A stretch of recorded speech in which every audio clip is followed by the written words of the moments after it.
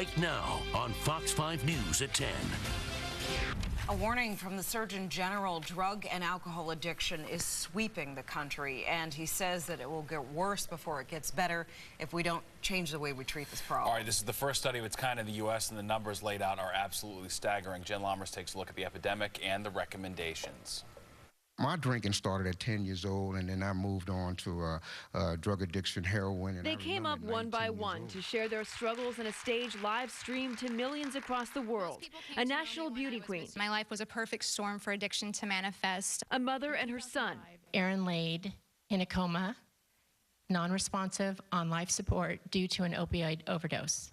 A combat veteran. I almost wouldn't be here speaking with you guys today if it wasn't for a second chance that I had. Lives torn apart and at the same time tied together by addiction.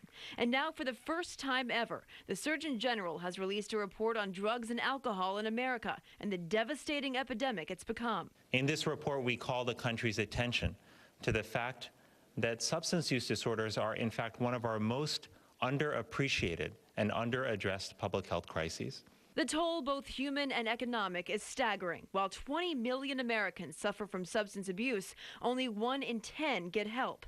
And even though alcohol remains the drug of choice, opioid deaths have quadrupled since 1999. As a nation, the cost of substance abuse is just as shocking at $442 billion a year.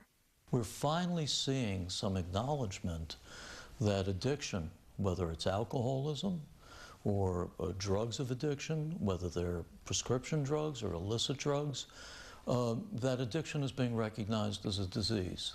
Addiction specialists see the Surgeon General's new report as a watershed moment in the way we look at substance abuse, one the Surgeon General himself hopes will change treatment and prevention at every level, at home, at school, from the hospitals to the government. When you're not very well trained in how to address mental health conditions, when you're not trained in how to address substance use disorders, then you find yourselves in busy clinical environments, if anything, deflecting or avoiding, even though your intention is to find a way to help your patient.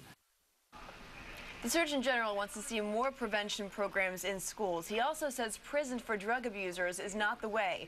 Instead, he wants to see more resources put into treatment. Steve, back to you. Makes sense to me. All right, thank you, Jen.